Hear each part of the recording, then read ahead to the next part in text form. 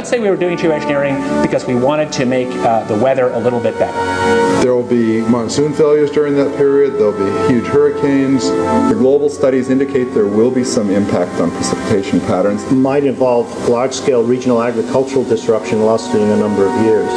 Potentially 2 billion people could have their food disrupted by such interventions. That the aerosols can, at least in these model simulations or indicated by these simulations, can offset most climate change in most places most of the time for both precipitation and runoff.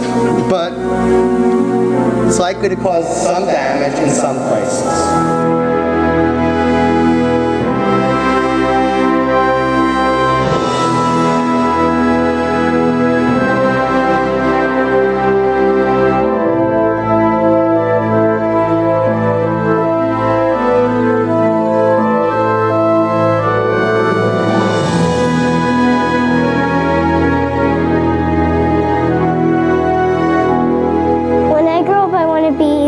Artist or teacher. I want to grow up in a world where there's lots of nature. I love nature. How can I look my children in the eyes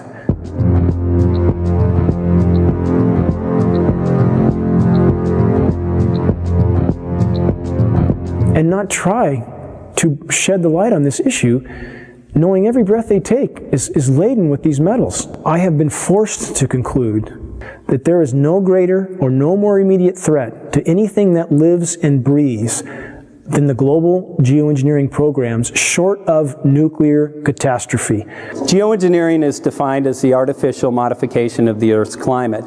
Geoengineers are proposing spraying 10 to 20 million tons of toxic aluminum and other substances into our sky for the stated goal of cooling our planet. So let me distinguish these two different kinds of geoengineering as clearly as I can.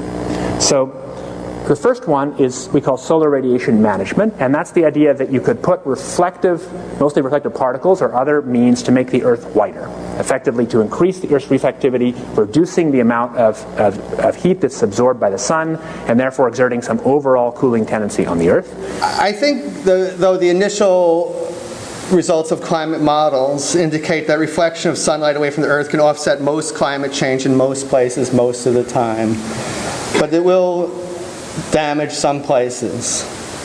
We've mostly thought about sulfur, and nevertheless there might be some good reasons to think about alumina. It turns out, first of all, there's been a lot of work on the environmental consequences of alumina in the stratosphere. There's a bunch of papers going back to the 70s that look at the radiative and ozone-destroying properties of alumina in the stratosphere, and those make you think it might be useful. Do this in just a jet in a very simple way. Make high-quality alumina particles just by spraying alumina vapor out, which oxidizes. So it's certainly, in principle, possible to do that. Since we released What in the World Are They Spraying?, hundreds of people from around the world have began taking rain tests. What they're finding is what many are calling the chemtrail geoengineering footprint of aluminum, barium, and strontium. So we're finding this well-thought footprint internationally, all over the world, wherever they take samples and get a chemical analysis of rain and snow water. This is quite common.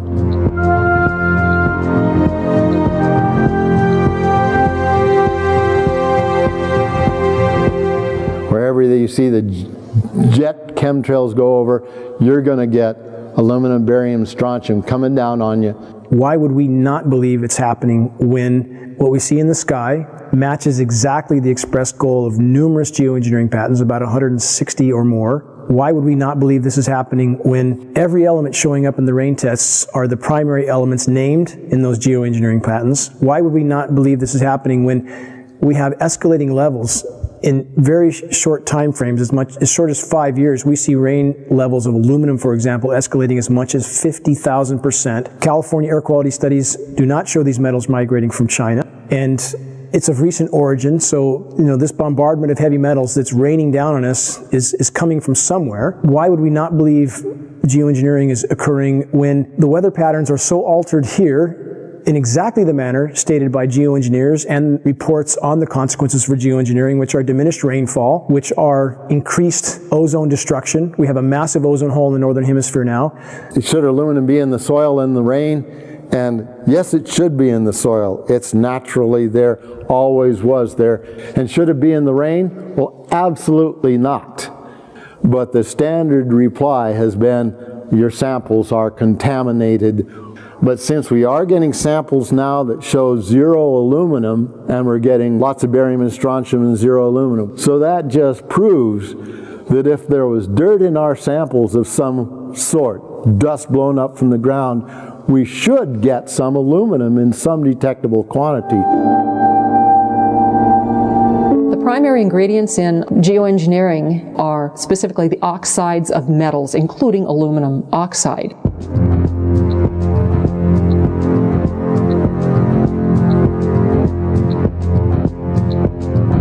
This is devastating to plants, totally devastating. The trees are dying. Why? Approximately 2 years ago, I rode in the back, and you can ride in the back of my place for miles. You can go all the way through the woods, you know, creeks and everything, and it was, I say was, gorgeous. And the day before yesterday, I took a ride, and I rode in the back, and what I found was total devastation. As I pointed out before, Michael, we're seeing, as in this example here, very hardy native plants completely flash out dead. That looks like it's been hit with some kind of a chemical. And we've only seen this in the last couple of years, and there's another one there, back over there. We're seeing mature madrone trees, which are 70, 80 feet high, flash out dead, just like this. USDA refuses to investigate it. The pH typically around here should be about 5.6. Well, since the contrailing got heavy, I watched the pH here in these forests, well, go up, I guess would be the word. From 5.6, it went about 20 times more alkaline. Very big red flag of fallout from these materials are pH changes to the forest floor. We have very extensive studies from the U.S. Department of Agriculture on the soils in our region, and those soils have changed in 5 to 6 years. The pHs have changed in this area as much as 10 to 12 times toward alkaline in 5 to 6 years. I've personally been in the forest testing with USDA soil scientists who just scratch their heads and seem to have no explanation for incredibly profound changes in pH, which is affecting the ecosystem here tremendously. Aluminum buffer action, aluminum hydroxide is what we think it is, plus the barium carbonate, strontium titanate, strontium oxides, barium oxides, probably some aluminum oxides in there, that this has apparently driven our acid soils about 20 times more alkaline to about 6.8. There are simply too many dots here that connect. Our skies are almost never blue anymore. That is a named consequence of geoengineering. The amount of lost sunshine hitting the planet right now is beyond belief. If people look up the term global dimming, they will see that fully 20% of the sun's rays that reached the planet several decades ago are no longer reaching the planet. I mean, that's a profound change that few people even know is occurring. And you have very visible occurrences in the sky from the aircraft, a very visible sun-blocking, expanding, dingy trails that are exactly what geoengineering patents describe. Heavy aluminum, I'm talking like in the 40s and 50s up to 3, 4, 5,000. That's still common. Barium, strontium to somewhere 40 or 50 to, again, about 2,000 or 3,000. Same for both barium and strontium. Where is this mountain of metal coming from? Why is asthma, ADD, Alzheimer's, autism, all elements related in many studies to aluminum or particulate inhalation? Why are these ailments going off the charts with no apparent explanation? Why has respiratory mortality in the continental United States gone from 8th on the list to 3rd in 6 years? And no one seems to ask any questions why every other person has asthma now, why every other commercial on TV is an allergy medication. And again, when David Keith, the world's most recognized geoengineer, was asked on the record, had there been any studies done as to the consequences of dumping 20 million tons of aluminum in the atmosphere, his answer was patently no. While geoengineers claim that their models are to cool the planet, a number of studies now are arising that indicate, yes, temporarily there will be regionally cooling as these particulates reflect the sun. However, they actually at night act as a blanket and will warm the planet. So the question now remains, why in the world are they spraying? One of the things that geoengineering is about when you're environmentally doing something with the atmosphere is that you can be engaged in weather modification. Historically, weather modification in the United States began to be looked upon in the 1940s as something that people would want to do.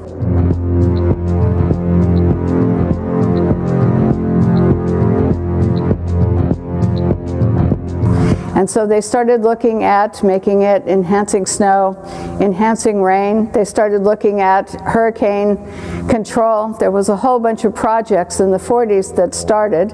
One was Project Storm Fury, which turned into a disaster when they tried to modify a hurricane. I'm Mark McCandlish.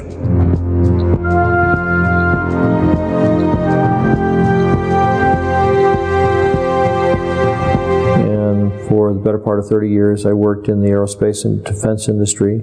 I had a secret clearance twice during my career.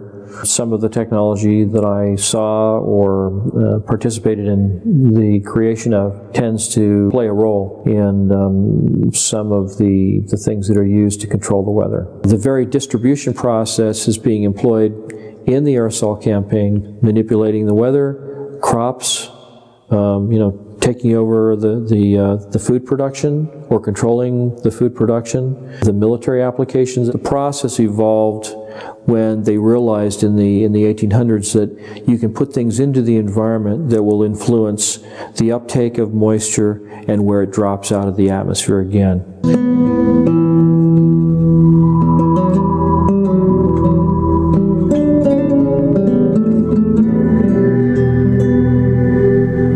Scott Stevens.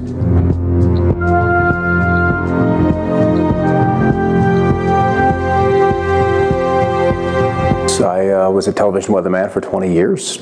These chemtrails are absolutely required to impact whatever weather event they were designing. And the trails were an absolute necessary ingredient for them to achieve their weather modification goals. So we're finding the aerosols, the metal particulates, all of those can be used and leveraged to create weather events that are several standard deviations or outside what would be typically normal. When the geoengineering really got underway with the Russians in the mid-70s, we ended up with snow in Miami. We ended up with frost deep into Mexico. The bizarreness of the weather really exploded on the scene when weather engineering got going in the mid-70s. The Dakotas, in winter, they recorded a temperature of almost 100 degrees, 94 degrees. It broke the former record by 32 degrees.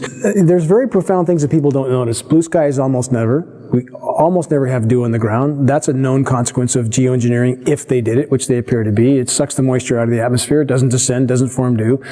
We have massive temperature disruptions. People are starting to wonder, why is it 80 degrees one day and then snowing the next day at 50 degrees or 45 degrees and then back up to 80 the day after that? When you push and pull the climate with these manipulation programs, of which there's a mountain of data to corroborate their existence, then you start to have massive fluctuations in the system. And we saw in March in the continental U.S., there were 15,232 temperature records broken. That's profound. Some of the daytime highs, the former records were broken by as much as 32 degrees. Don't people wonder what in the world is going on? Whether they want to make it snow at 45, 46, 47 degrees. I remember when 38, 39 was a big deal.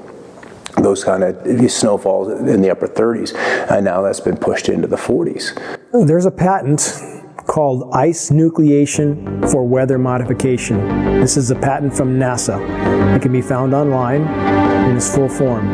This patent is for the creation of artificial snowstorms from what would have been rainstorms.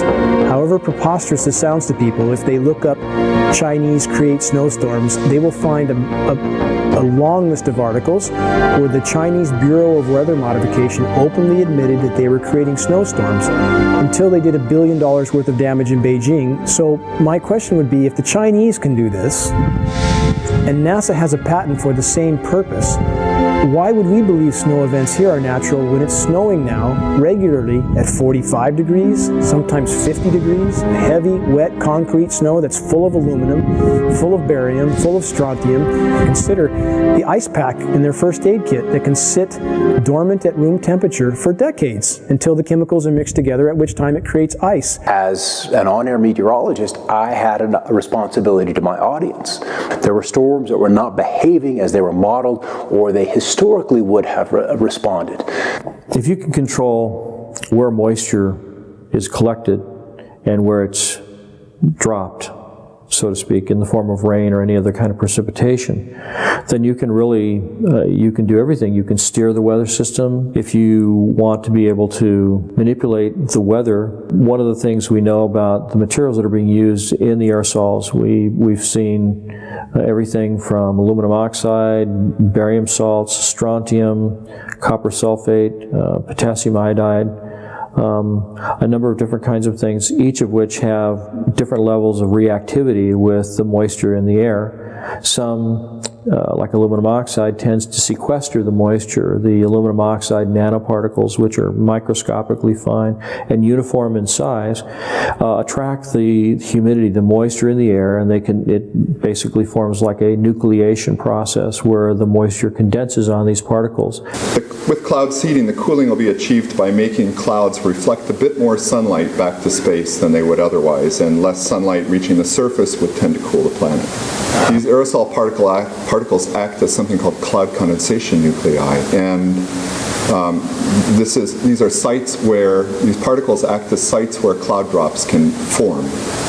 Well, the one thing that we know has happened is because these are nanoparticles and they float like mad with a little bit of moisture added to them, they go over the Continental Divide and they dump all of California's rain into the Mississippi Valley, which is the reason they're having floods and tornadoes and fierce storms and odd weather back east.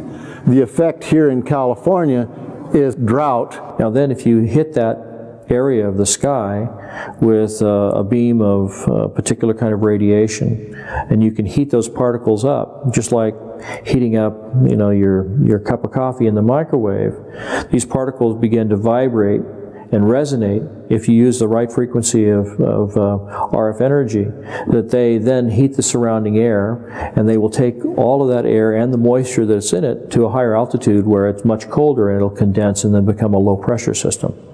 Well, there's a couple of locations where they tend to be very interested in leaving their trails.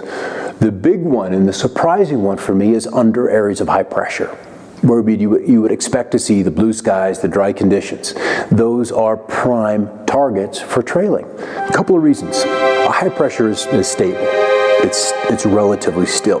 You know, we've got the clockwise flow around it.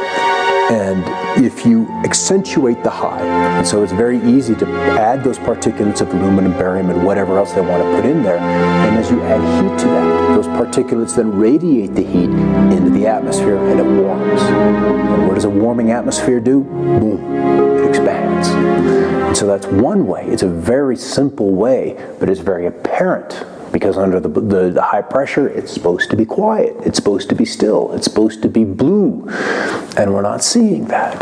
Then as the storm approaches, the high begins to recede, and then they're running the flights back and forth, back and forth, back and forth, and literally seeding the leading edges of the cirrus. So the cirrus canopy is accentuated. That cirrus canopy, which would maybe be 200-300 miles out ahead of a cold front, is now 450 miles. Based on geoengineering data, it would appear the Pacific Northwest gets an excessive amount of the fallout from these programs because much of the weather, much of the precipitation and the storm tracks and the jet stream move across us. So, as stated by globally recognized geoengineers like David Keith, that's the type of area they would want to seed these particulates as incoming fronts start to cover landfall. And that's exactly what we see here. When there's any kind of incoming front, we see jets everywhere. The global studies indicate there will be some impact on precipitation patterns, and obviously there's a lot more opportunity for work in that area.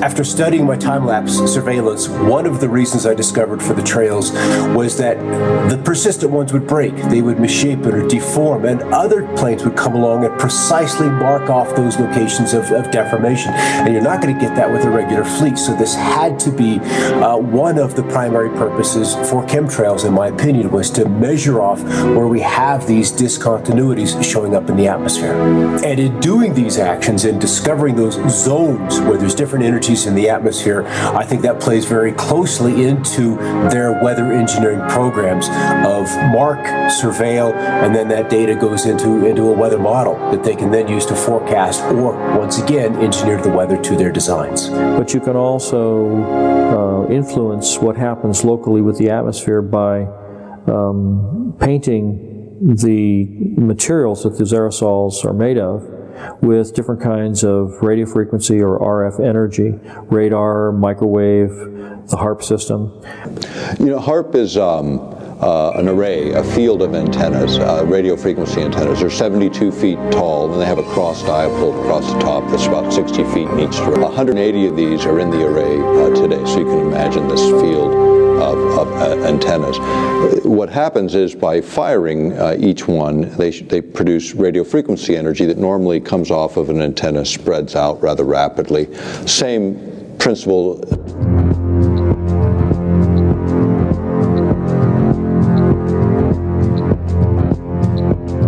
Principles in physics would be like a flashlight shining on a wall. You know, you start with a narrow beam, and by the time you hit the wall, you've got a wide beam. The idea with HARP is to get it to focus or concentrate that radio frequency energy so it doesn't spread out, so you can hold it tighter together and then manipulate it in very specific ways. Weather control is a broad topic, so there's lots of ways to control and manipulate weather. HARP is one of them, because you also have private sector companies getting into this business of weather modification. In the case of HARP, do you need, people always ask me, do you need particulates dispersed in the atmosphere to make more effective? You actually don't. Would it make things more possible? Could you enhance certain effects? Probably so. Could you control energy distributions more efficiently? Probably so, because you're putting in conductors, or you're putting in reflectors, you're putting in particulate material. If you've ever experienced a hailstorm and you've picked up one of the hailstones and you slice it open with a razor blade, you'll see that it's layer upon layer upon layer of ice. Now, hail is usually formed where you have a low pressure system where there's a tremendous updraft of air. The air gets warmed up by the sunlight ahead of the storm. The air rises. It takes the moisture that's in the air up to a higher altitude where it's much colder. The moisture begins to condense into water droplets, but the updraft is so powerful that the water is carried to extreme altitudes where it freezes. And it begins to fall, and as it falls, it starts to be caught up in the updraft again, so it's circulated up into the air again, and so each time it's lofted up into the atmosphere, more of the moisture that is condensing on the outside of this nuclei of ice begins to form another layer, and each time it's caught back in the updraft, it goes up again and it gets another layer of ice. And so if you have a system like HARP working in conjunction with aerosols, chemtrails that are spraying in the air, you can actually create updrafts that are so powerful that you can have these hailstone circulation patterns going over and over again, where you get hailstones the size of baseballs or even softballs.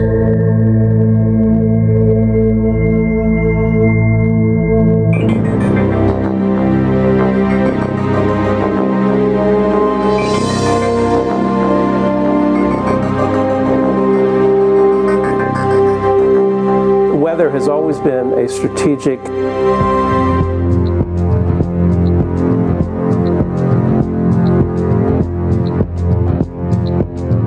desire to control by the generals, whether it was Napoleon marching towards Moscow, or Hitler in his Russian campaign, or our own Pacific Fleet trying to understand typhoons and use them for our strategic advantage. War and weather are very closely connected, and they've been connected ever since about 1812 or so, maybe earlier than that.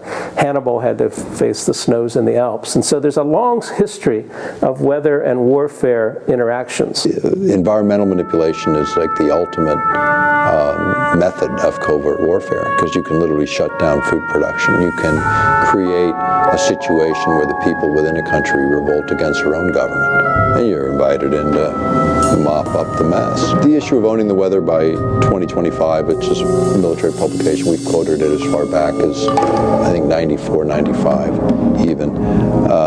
But you go back to these earlier reports and you look at sort of what was the objective, and the objective is exactly that: control the battlefield environment. Environmental factors give you an absolute advantage. If you can weaken your adversary before you have to fire the first bullet, maybe you even win the war. Whether it's incredibly historic sandstorms when we're invading Iraq, or you want to drought out or flood out a dictator that you're not happy with, or obscure a beach when there's a landing, or if you just want to make money on the futures market. Owning the weather by 2025, using the weather as a force multiplier. And this kind of goes back to what I was saying before about if you can control where a weather system goes and how much or how severe the weather system is, then you can do other things like you may have heard more recently that many of the aircraft that we've been developing are what they call all-weather capable, which means that they can fly in any kind of weather. They can shoot and target the enemy under really nasty weather circumstances. And these are all things that you can use to your advantage if you happen to be controlling the weather also, because you can have a terrible storm front come in and make it difficult, if not impossible, for the enemy to operate on the ground or to fly their aircraft if they don't have aircraft that are as sophisticated as the ones that you have. And so by creating or using the weather as a force multiplier, as the title implies, that you can achieve an advantage over an enemy force that gives you the upper hand. One of the ideals of the Air Force is to have this all-weather Air Force, or to have their pilots coming back safely and using the weather as a salient against the enemy and clearing out their own airports from, say, from ice fogs or from bad weather. And so if we could, if the idea here is that if we can fly and they can't, that's a great military advantage. There was also research studies on hurricanes that the scientists were truly curious about the behavior of hurricanes, but their military patrons were very interested in how to steer them or direct them in certain ways, almost as a guided weapon. This jet stream that's moving across, and it shoots 50 miles north and then 75 miles east and then drops back south again and then kind of goes on its way. And they attributed that little dog leg in the jet stream in Alaska to swinging storm systems out of central Texas into central Florida, where they deposit a couple of tornadoes in the middle of Orlando that were like really rare to see in that part of the country. And so people remember that event and they remember that situation. But it'd be a good example of a very small change in Alaska in terms of a jet stream and what kind of a lower 48 effect that would have. And that's again where weather modification, small input in one place can have tremendous change and unexpected outcome in another. You can create weather systems that are so severe they culminate in battlefield denial, where the enemy is not able to use the roads or the bridges or get through the environment because the weather is so severe. And you can use the weather to destroy his crops, deny him a food source, destabilize his population, because people get hungry. When they're hungry, they get angry and nasty and they don't like what's happening. So there are lots of different things that you can do with the materials. It's all how you use them in the environment, how you apply it. One of the biggest concerns of early cloud seeding, weather control activities by the General Electric Corporation, came from their lawyers, who thought that the corporation was totally vulnerable to lawsuits, because if they started to make fair or foul weather, the people down below in Massachusetts or downwind of Schenectady could institute massive lawsuits that could put GE out of business. So the first response to weather control from their in-house lawyers was to shut it down, was to give the project to the military and ask them to do it, with the GE lawyers only being the consultants on the project. So they were allowed to suggest and design certain activities, but they weren't allowed to touch anything or throw anything out of the plane. The United States government during the Vietnam War perfected weather modification techniques, and also they perfected releasing toxic chemicals like Agent Orange over many areas to defoliate land, trees, grasslands, and other areas. But this is technology that does come up, and it comes up when you see that the technology is advanced far enough to where the practicality of utilizing it in the battlefield environment and the temptation by administrations. I mean, the best covert war is using the environment itself against your adversary. It was a military moment, and it was actually from pretty recent history. And this was the U.S. military thinking that they might be able to control the monsoon over Vietnam during that conflict. And so only a handful of top-level military advisors and the president were informed that they were going to try to make it rain over the Ho Chi Minh Trail and try to have some military advantage by doing this kind of intervention. When you start talking about manipulating the environment, we have treaties that go back to the mid-70s that forbid this, number one, as weapons of war. So the perfection of weather modification took place, but it became apparent that using weather modification for wartime purposes was not acceptable to the United States government and other nations of the world. So therefore, the NMOD Treaty came into being and was signed by the United States government after passing Congress. The reason it was signed and implemented was because it would ban warfare, weather modification techniques and use during times of war. Almost all of our treaties that we've signed, including the non-proliferation, counter-proliferation treaties, chemical treaties, the ones that were signed recently, last few years, back maybe a decade now, I guess time goes, but they had domestic exemptions, and so does the environmental treaty, where you can do whatever you want in your own territorial boundaries. I mean, you start manipulating weather in one part of the planet, it doesn't look on the ground and say, oh yeah, wait, this is the boundary of a political boundary. It fails to recognize those. So you start to talk about geophysics and manipulating the planet itself, then it's a question of those kinds of exemptions shouldn't even be allowed. Meteorology and the military have a very long history, as I said, and it goes into the strategic advantage that multiplies your traditional force, that is your armament, into using nature to your advantage as well.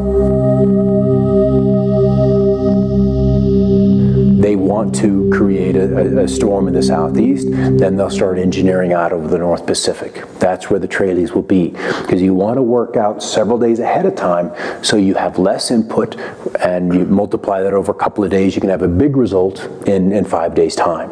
So small input upstream, big result downstream. And one of the rules is always work with what's coming. Don't try to necessarily work against it. You can kill a storm in place. That's easy to do with HAARP. You just change the polarization, you change the ionization of the atmosphere, and the storm will fall apart. It will affect the setting up of the storm tracks, the jet stream, the location of the storms.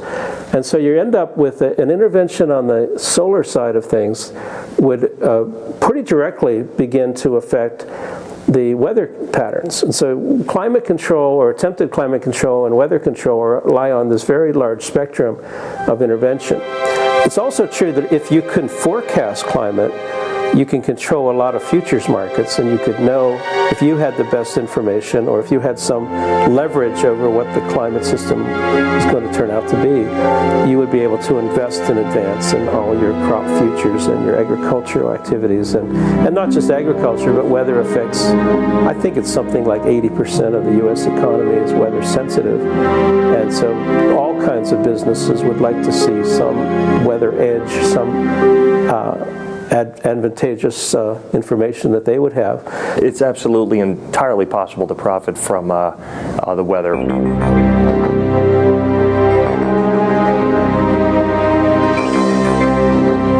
My name is Michael Agney. I'm an independent trader.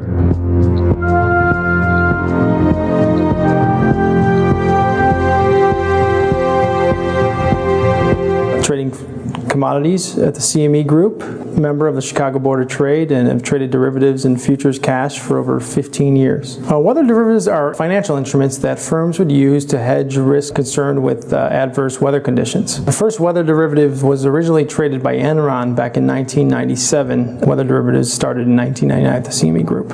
Big utilities, reinsurers to hedge against hurricanes or tornadoes or flooding, some sort of catastrophe, hedging against a cooler summer or a warmer winter. winter. Let's just say I was insuring a product for $5 million, no matter what it was. Let's say if I was a utility company, a farmer, whatever it was. Let's say I had $5 million worth of crop, but I can do derivatives that are worth double that amount, and I can control the effects to where I collect on the insurance that's worth $10 million as opposed to selling the crop for $5 million. Yes, I could definitely profit from that. 2010, 2011, Southern Illinois, Missouri, those, you know, we had a high peak of tornadoes and those types of adverse weather conditions definitely raised the price of commodities as well as drove the volatility, which also raises the price of commodities. You're going to make more money if a crop fails. You're creating insurance that's over the price of what your crop is worth, let's say. So if you can control the weather, you control how these products grow. And if you had an insight to how these products were actually seeded and what products you use to actually grow those items, corn, soybeans, and you can control that market, it's unlimited profit potential if you can control the weather. If you want to send, cold into the Midwest, you buy up pipeline capacity, you buy up options on heating and cooling degree days, you buy derivatives off of rainfall. There are mechanisms that you can make hundreds of billions of dollars annually and defray a huge chunk of the cost of this just on the Chicago Mercantile Exchange, playing with derivatives in the weather market. Weather derivatives are basically, you're betting that there's going to be a weather disaster, and you're betting that it's going to occur within a particular time frame in a particular location, and then the money that you put up basically is like a bet. It's like a wager saying that this incident's going to happen here, and then when it does happen, there's a big payoff. And that big payoff is something that motivates people to continue to participate in this kind of thing and maybe even feed the very process that's causing the bad weather to happen. Particularly if there's a connection between the people that are seeding the clouds and the people that are making investments. This is a new opportunity. It's a new tool for investors.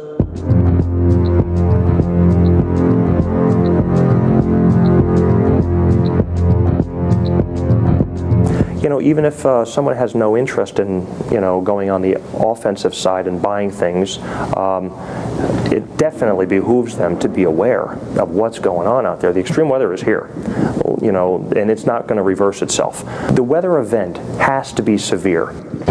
Ionospheric heating, in fact, these instruments, when they were first utilized, which is in the former Soviet Union back in the 70s, they started out then, they still call these ionospheric heaters, because in one mode of operation, you can literally create above this instrument on the ground, you can heat an area up to 30 miles in diameter in the ionosphere. So you heat it up, and by heating it, it literally raises it. So then imagine this column moving up several hundred kilometers out, and then the lower atmosphere begins to rush in and fill that vacant space, that void.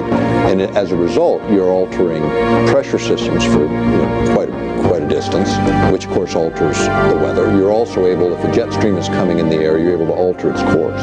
And if you alter a jet stream, even a small amount, then the swing factor on the other end, you can move it so you're moving storms, say, out of the Midwest onto the East Coast, or this kind of thing, by just swinging it high in terms of its flow and getting it redirected. Okay, so now if we look at precipitation, much has been made of this issue of damage from precipitation. Which the particulates that these trails have introduced into the sky are, let's just say the storms can develop more violently, more quickly, in places that are not necessarily as where you would expect them to be. And so we see more flooding. We see more intense droughts. We see rainfall rates of 1 to 2¼ inches an hour that are just bizarre. And sometimes even rainfall, 1 1/4 a minute is just unheard of. And so you have an area that's already been heated by the sun's rays, and then you have the aerosol drift in over that area, and it's reflecting both ways. It's reflecting the heat of the sun back out, but it's also trapping the heat that's already been created there by the sunlight. So it will actually create more heat and trap heat inside and closer to the atmosphere. It can actually exacerbate global warming problems. And if you become more aware of what's happening, where the global commodities are, what extreme weather events, you're one step ahead of them.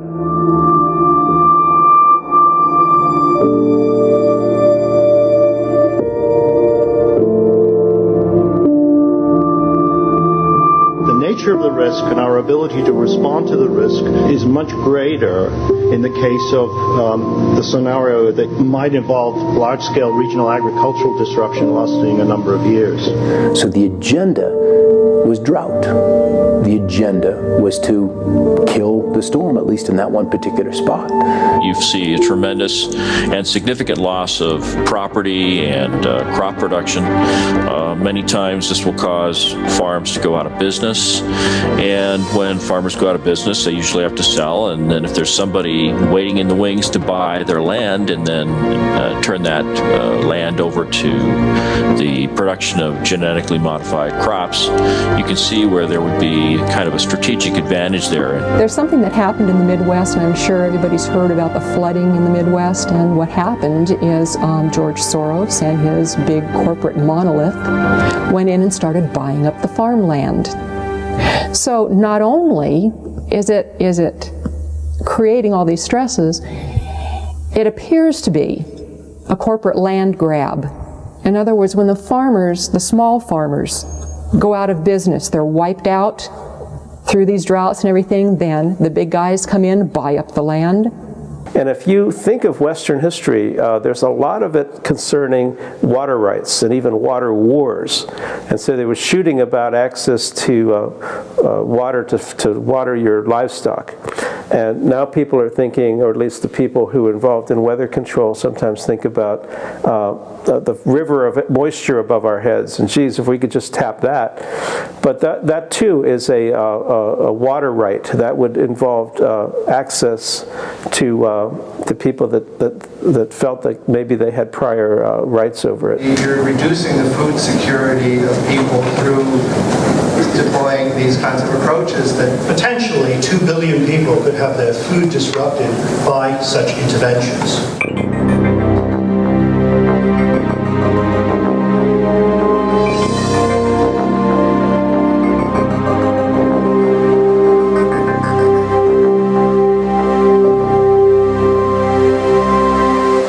I've been an organic farmer my entire life.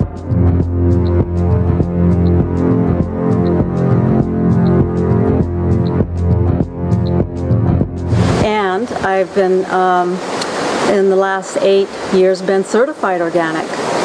And so I've been growing food in a way that feels healthy, where I have the most energy. And now it's not so healthy. I want to pass a really nice, healthy soil, rich soil, earth onto the children and have it be fertile. My name is Joel Gil Coca. I've been farming in this land for about 5 years.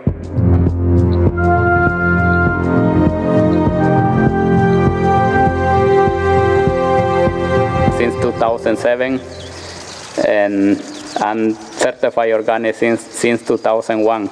10 years ago, when I started working for myself, we can grow cilantro, no problem. We can grow basil, no problem. We can grow Chinese cabbage without get trouble, or any vegetable. But 10 years after, 5 years after, that everything started declining. Could you add something to the environment that affect a large population? The answer is absolutely yes. I started seeing chemtrails being laid overhead more frequently and noticing the change in the crop production.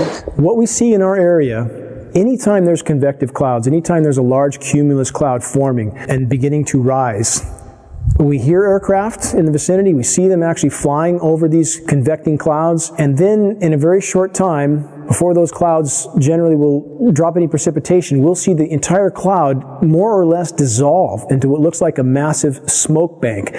If you can control the weather, then you can control where the rain falls or where it doesn't fall.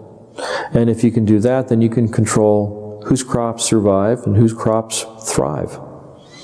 And if you happen to be favoring a corporation or a group of corporations that are flooding the market with genetically modified crops, you can see how manipulating the weather can actually change the market share that one or more corporations have.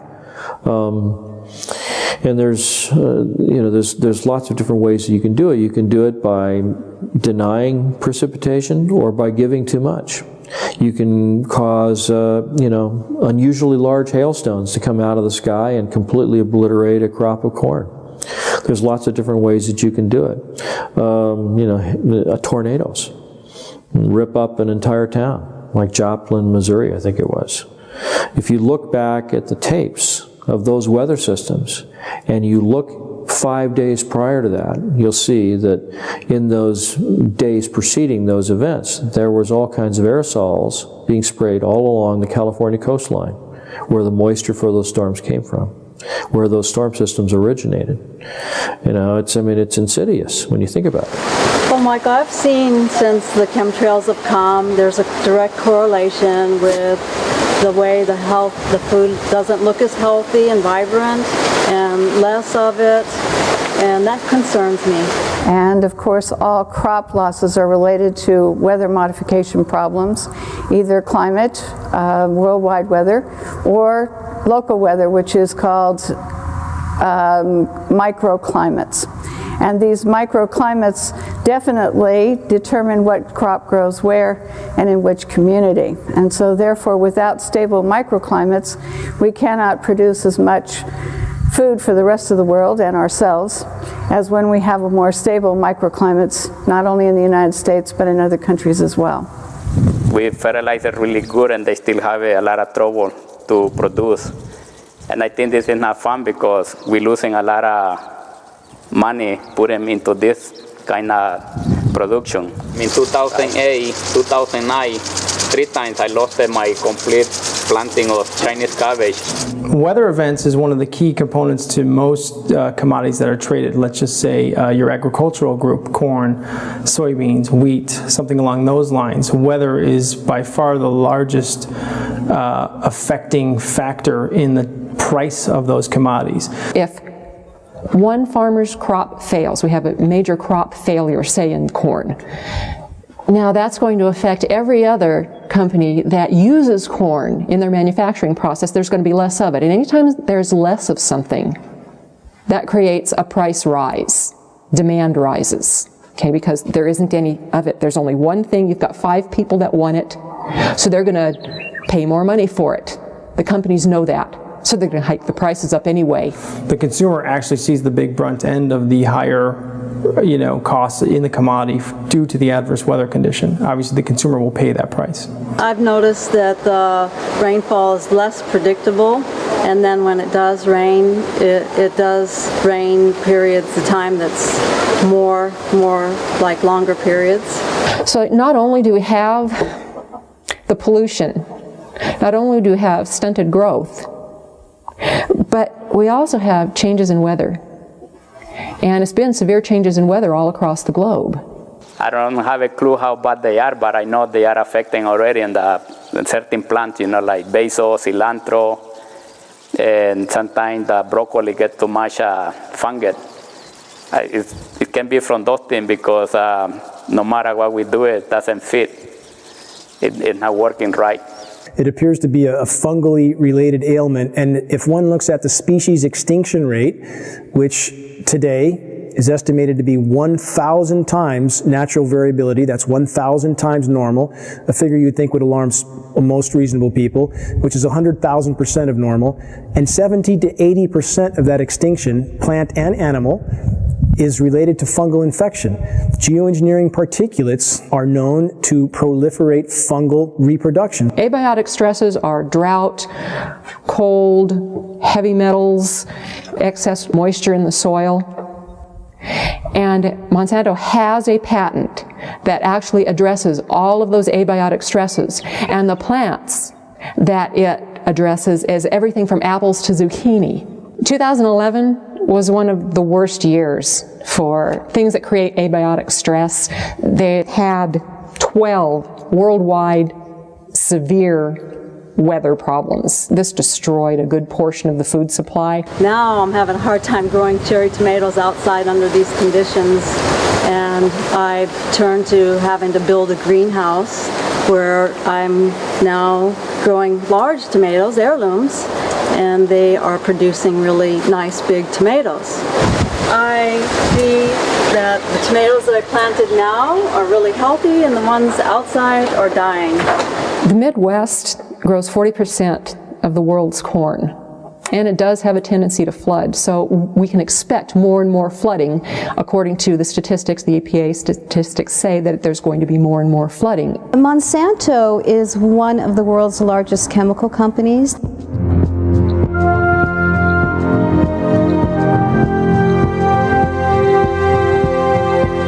They also own 90% of the seed companies in the world right now, and they are the largest company putting out genetically modified seeds. So what does Monsanto do? Corn is the lead-in because corn is in just about everything. Corn is the main crop. And Monsanto leads in with corn products before it does anything else. So what we have is Monsanto leading in with a drought-resistant corn and an abiotic stress-resistant corn. The drought and the flooding, it's all the same patent. Monsanto has a patent for abiotic stress. Abiotic stress is the drought, it's the flooding, it's the excess soil, it's anything that's going to stress a plant.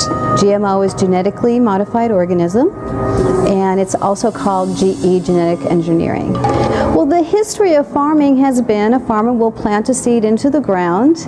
There will be nutrients in the ground that will enable that plant to grow, and then at the end of the growing season they will take some of the seeds and they will save them for next year, and they'll grow their next crop. But what is going on with the genetically modified seeds is they're what's called terminator seeds. A terminator seed will not produce other seeds.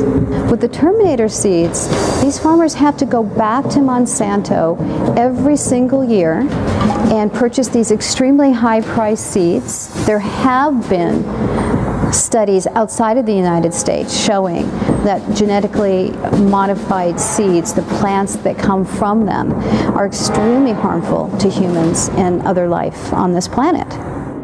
When I started farming, I produced 100% my crops, but in the last 4 years, I've been declined to 50–75% if I talk into lettuce crop, because I've been lost everything. And that's why I start moving all different crops so I can cover the loss.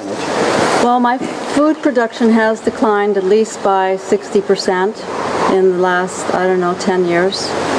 I've noticed banana stalks are smaller, and certainly the tomatoes, I'm hardly getting any. I used to get bushels of tomatoes, and now I can barely get a bowl. My concern, it can be, it's possible if we're going to run out of business, if they continue doing that. They really need to stop it doing. That's all I believe, because we cannot change the system, the mother nature. We have to keep going the way it is. It's not possible. On the other hand, heat stress is going to be one of the things, or thought to be one of the things, that might limit production of crops throughout the tropics. And so there are some questions of trade-offs of, if you think you're going to benefit many people and harm some people, how do you deal with this issue of equity, and what are the options for dealing with that? A really interesting thing that I found is that the EPA has concluded that incidents of heat stress, drought, flooding, cold, any type of abiotic stress is on the increase. And loss due to that is going to double by 2030. Then you put yourself up as the solution. So when all of this weather comes and wipes you out, or you have a drought problem, drought, we've got the seed for you. Here's our drought-tolerant corn, just for you, and it'll solve your problems. Oh, by the way, you have to sign this agreement, this 40-page agreement, so that when you go ahead and plant these seeds, you now belong to Monsanto. The weather disasters seem to be directly correlated to an increase in Monsanto sales. So there will be the have and the have-nots. And one of the things that's being discussed under global geoengineering is which countries will be the haves and which countries will be the have-nots when that type of climate remediation is undertaken by many people at a certain level, mostly private corporations funded by the U.S. government, they are hoping. The fact that it's cheap isn't necessarily a good thing at all, as I'll come to in a second. The fact that it's cheap is part of the hard problem of governance. The fact that it's cheap means any small state or even conceivably individuals could do this, and that is a very dangerous thing. There's only probably under $10 million per year, and maybe far less than that, being spent on geoengineering research. It's a mix of a handful of government grants and some private money, including support from Bill Gates. Bill Gates invests in geoengineering. Geoengineering destroys crops. Monsanto supplies the seeds to replace those crops. Bill Gates invests in Monsanto, so Bill Gates makes a ton of money, Monsanto makes a ton of money, and the small farmer gets squashed. Corn prices go higher because of a severe drought in this country, where 41% of the country, or the world's supply of corn comes from. So corn prices are higher, the farmer has more money, so what does he do? He buys fertilizers, which drives up the mosaic stock, or he could purchase genetically modified seeds from Monsanto. You've got severe drought in Africa. In 2011, there was a severe drought. This is causing nothing but death. It's causing starvation, it's causing malnutrition, it's causing a severe water shortage. How do you grow anything without water? You cannot grow anything without water. So what does Monsanto do? They say, oh, we got a drought-tolerant corn for you. There's been an excessive push to get bioengineered crops into Africa. They look at severe conditions as an opportunity.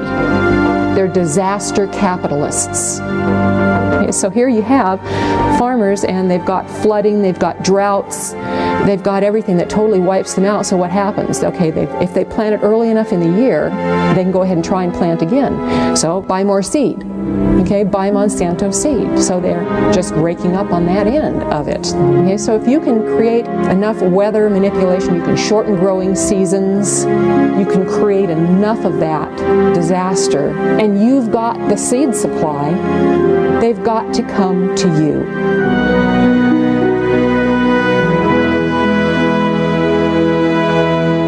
Geoengineers have stated on the record that if global geoengineering was started, it could cause droughts in Asia and Africa. And they state that to the American public for probably obvious reasons. Why would they tell the American public that it could also cause droughts here? Why wouldn't it cause droughts here? There's nothing special about America and the geography here that would not have the same effect as Asia and Africa. If the atmosphere is filled with particulates, those particulates diminish and disperse rainfall. Period. There's too many condensation nuclei, so the water droplets do not combine and fall as rain. They simply adhere to those tiny particles and migrate further, and that's exactly what we see. One of the suggestions about geoengineering has been that we genetically modify trees and plants. We genetically modify crops to be aluminum resistant, and this is ongoing at this time. And part of the geoengineering scheme is to say we're going to put all these chemicals and particles into our atmosphere, which is going to cause air pollution, water pollution, changes in soil pH, and could disrupt agriculture crop production to a great degree.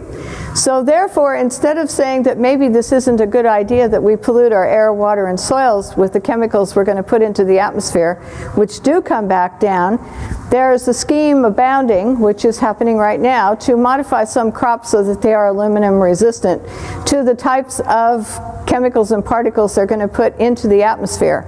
It's just going to get worse until the point where we're not going to be able to grow anything at all unless it's a Monsanto genetically modified abiotic stress resistant seed. The chemical companies and the and Monsanto and all of these companies are working together to make us totally dependent on their products for growing corn or growing any kind of agricultural product or trees, whatever. We're going to corporatize not only where the rainfall goes and who gets it through geoengineering and weather modification schemes, but we're also going to say that these are going to be the only crops that are going to grow in areas where we're putting in toxic chemicals that are coming down and altering the soils. One of the most basic things about human society is that we need food and water. And these are two of the things that are most severely dependent upon good weather. Rain at the right time of the year, sunshine so crops can grow, not enough sunshine and they don't grow, too much water, the plants die, not enough water, the plants die. All of this goes back to the amount of food that's available. So if you starve people, they will be vulnerable. They will be much easier to manipulate and forced to do whatever a government wants them to do. So if you control how much food there is, or its availability, through things like the weather, or using the weather as a strategic tool militarily, you can, dramatically influence what's going on in a country. And by doing that over and over again, sequentially through a region, it's possible that you can change the political spectrum over an entire region by doing this over and over again. Maybe even do it over a much wider region, create so much instability that you're able to come in and say, oh, we have these wonderful fast-growing crops, genetically modified, and this you'll have something to eat in less than 3 weeks, and I imagine that if you can control the food supply, that you can then consolidate the financial and the political interests of a country.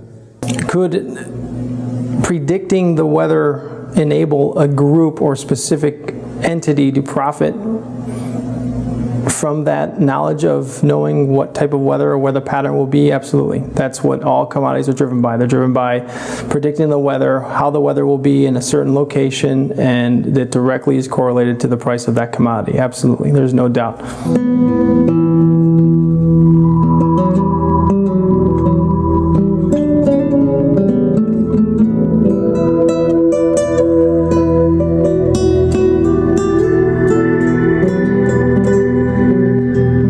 A number of agendas associated with these damaging programs. One thing's for sure, they can be used to control our weather and thus corporatize every natural system on the planet.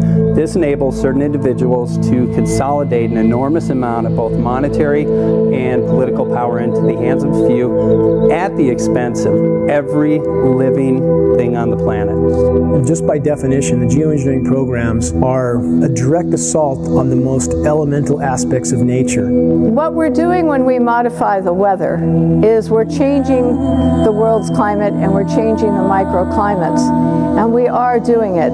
There are things we can say for certain. There's a mountain of metal raining down on us. We are certainly breathing that metal. We have documented from the computer modeling some unintended consequences. If such a contamination is present, shouldn't we investigate? Shouldn't local agencies investigate, which they have patently refused to do? There's no question that large-scale climate engineering is untested and dangerous. I would disagree quite strongly that it is doesn't exist. I think that the capacity to do it in engineering terms most certainly exists, and that's part of the reason we have to think seriously about how we manage that. We are breathing a mountain of metal, and that can't be denied.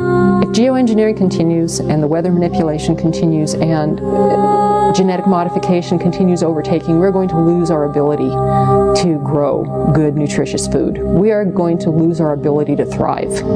I personally consider this ongoing toxic dumping into our atmosphere to be, along with nuclear radiation, the most dangerous threats to our health and to our environment. We've seen UV scales go off the charts, which are a known consequence of geoengineering, ozone destruction. We've seen rainfall patterns disrupted in ways that meteorologists don't seem to be able to explain or predict. Challenge that all of these weathermen face, all of them, whether they're aware of it or not, sooner or later they will be aware of it.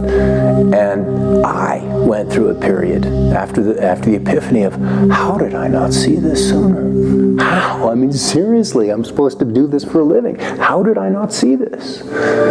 We seem to have lost our moral fiber and our ethical compass when we talk about that we all should live within an experiment that somebody else is conducting. If you knew or could predict the weather at any given time, in any given area, then you control the fate of mankind and what they pay for everything. Washington is not responsive to the average person. It's responsive to commercial interests who can spend millions on campaigns now without restriction, who literally drive the policy making in Washington, D.C. I guess I'm under the belief that you can't control the weather. You know, I hope someday we could control the weather. Power becomes an addictive thing. We're taking what the Creator has created, usurping His authority, and bringing it under the authority of corporations. I'm worried that one person or one group would try to have that much leverage over the whole planet. I don't believe that anybody has the right to play God, especially when they're putting particles and chemicals into the atmosphere, which there's unintended and consequences that are known. We don't know it all. We cannot assume the role of Creator without dire consequences. This is not a good idea, and this is not a reason to take and do a test.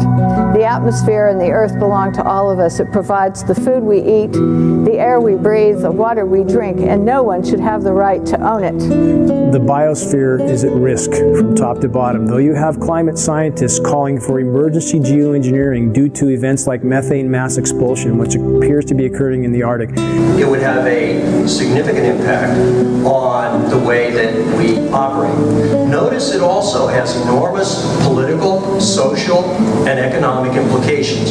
And so we don't want to have some giant planetary oops, I mean capital oops, in which you have a loss of life. It's much, much harder to actually figure out the environmental risks and effectiveness of these new methods than it is to cook them up. They're creating an artificial environment to replace the natural environment. Shredded ozone layer, global drought, toxified soils, poison populations.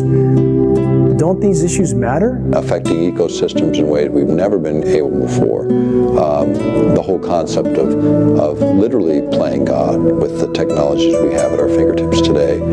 And however the climate changes, wouldn't we be better to let the planet react on its own instead of trying to play God? It doesn't have any benefits to society at all. It doesn't benefit the plant, it doesn't benefit the farmer, it doesn't benefit the environment. It's all about money, and weather is another form of commoditizing, a way the Central Command Group can commoditize another form of our life. The EPA has stated that there is going to be more weather, and they're attesting it to climate change. Well, I agree. It's changing. The weather's changing. Now, the real issue is it natural or is it man-made? And if it's man-made, who's doing it? Is it the geoengineering guys? That's what I believe the geoengineering continues, that whatever changes are happening to the planet, we will exponentially worsen those changes and poison everything in the process. And indeed, with the amount of metal falling on us, that poisoning appears to have been occurring now for quite some time. Why are you spraying that stuff in our sky? It's accumulating massive amounts of wealth in very few hands, and that's what they're trying to do in all aspects of these economies. The money's not worth it. This is my future. I encourage people to get involved in the projects they're interested in, whether it's this one or some other one. To thrive, we need to organize locally, nationally, and globally to expose and stop this practice immediately. Please quit free riding on our future. But do what you can do, and I think that's really the answer for all of this, is recognize that there's a network more powerful than the internet. It's a human race. We are connected in a way that's quite powerful. The fact is, acting on what we know to be right and true, doing something about what we care about that we can do. Please tell everyone you know about this. Bring this message to community meetings, demonstrations, and other public events. The work we're doing will provide cover for others to come out. And I'm most interested in whistleblowers. Send this film to environmental, farm groups, media groups, ADD, Alzheimer's, asthma groups, and other organizations that would do something if they only knew. Because we deserve a future. And if you control the weather, you're going to control the planet. It's that simple. Some people address this issue in fear. Some people address it in anger. I address this in faith. Faith believing that we collectively, as human beings, as humanity, have the power and the ability to stop these damaging programs.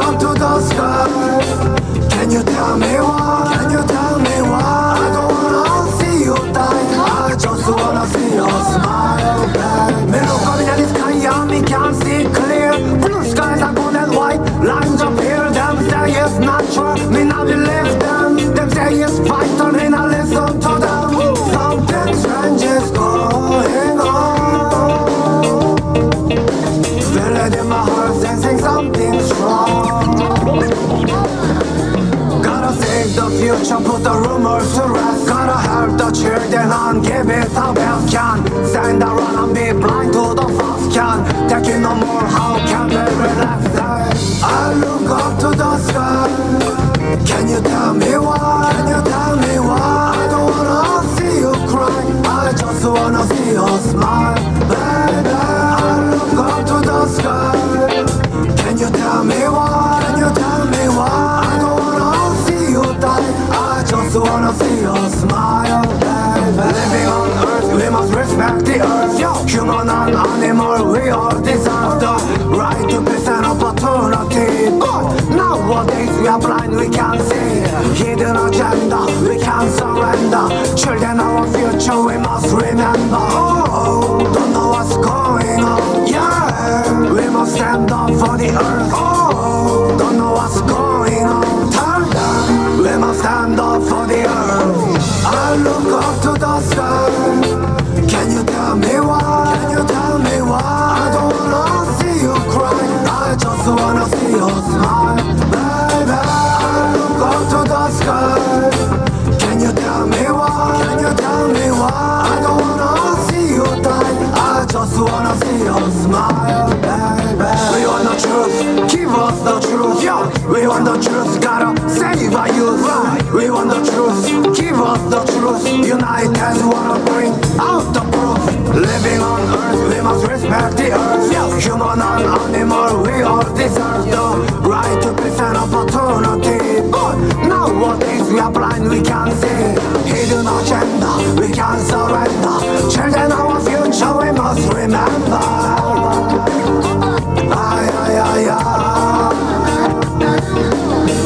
I look up to the sky. Can you tell me